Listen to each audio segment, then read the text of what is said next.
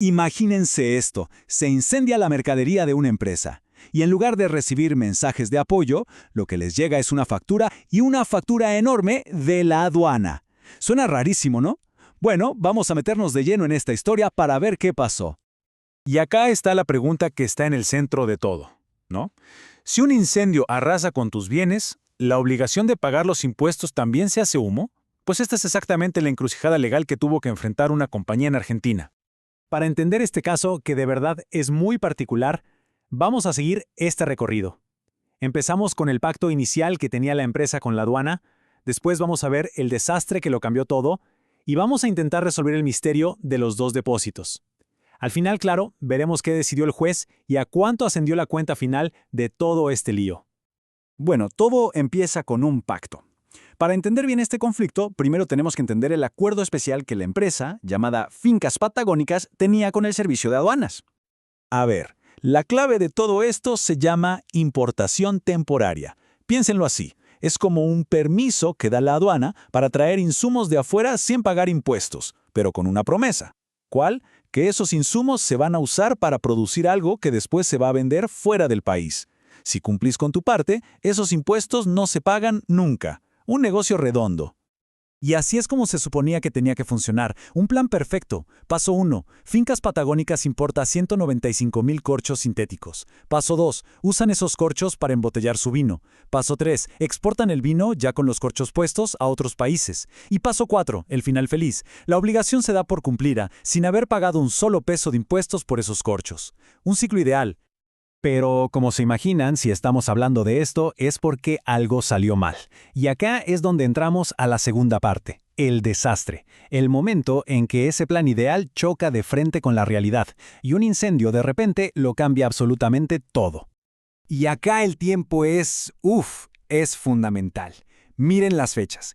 El 15 de febrero de 2010, Fincas importa los corchos. 9 meses después, el 23 de noviembre, ocurre el incendio. Pero ojo, la fecha clave es el 13 de febrero de 2011. ¿Por qué?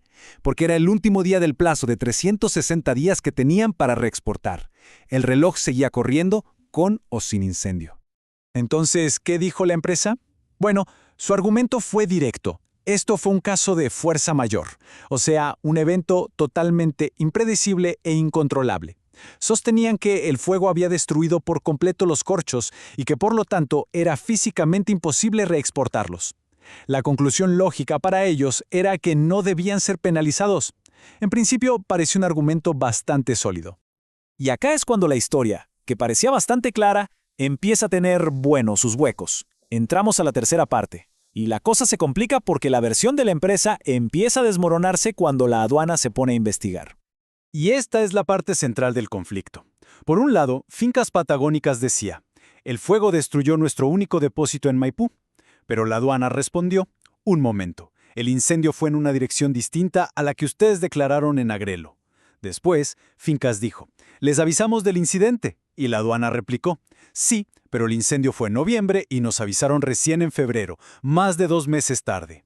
Y el golpe de gracia. Fincas presentó los informes de bomberos y policía, pero la aduana señaló algo clave. Esos papeles probaban que hubo un incendio, sí, pero en ningún lado decían que los 195,000 corchos importados estaban ahí. Y con todo este lío de versiones, el caso llega a la justicia.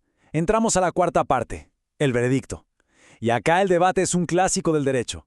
La verdad material, o sea, lo que realmente pasó, contra la prueba formal, es decir, lo que se podía demostrar con papeles. Y acá llega el momento decisivo. La frase del juez Soria es demoledora. Dice, y lo cito textual, con la documentación proporcionada, no es posible corroborar que la mercadería involucrada en el incendio sea la mercadería en cuestión. O sea, para que quede claro, el juez no dudaba de que hubo un incendio.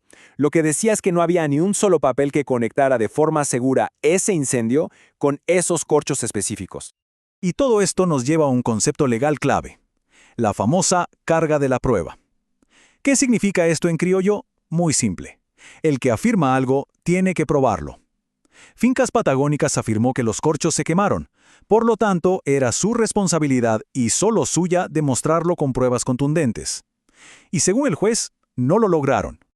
Bueno, y después de todo el drama legal, ¿en cuánta plata se tradujo todo esto? Vamos a la última parte, a sacar las cuentas. A ver, el fallo tuvo un impacto directo en el bolsillo de la empresa. Primero, la multa por la infracción. El tribunal la mantuvo, pero acá Fincas Patagónicas tuvo una pequeña victoria. El juez vio que la aduana había calculado mal el monto, así que lo bajó a poco más de 21,000 pesos de esa época. Pero eso era solo el principio. Porque el verdadero golpe vino por otro lado, los impuestos que en teoría no iban a pagar. Como no pudieron probar que los corchos se destruyeron, para la ley fue como si nunca hubieran salido del país, o sea, se consideró una importación para consumo normal y corriente, y eso generó una nueva factura por derechos de importación e impuestos de más de $5,000.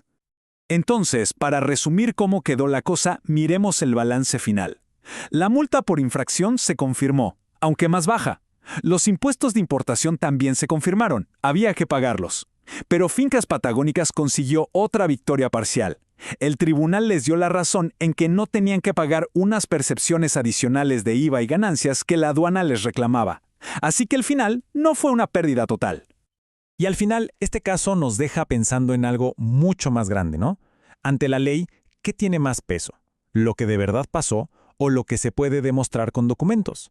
Este fallo parece decirnos que, sin la prueba formal en la mano, la verdad material puede literalmente hacerse humo.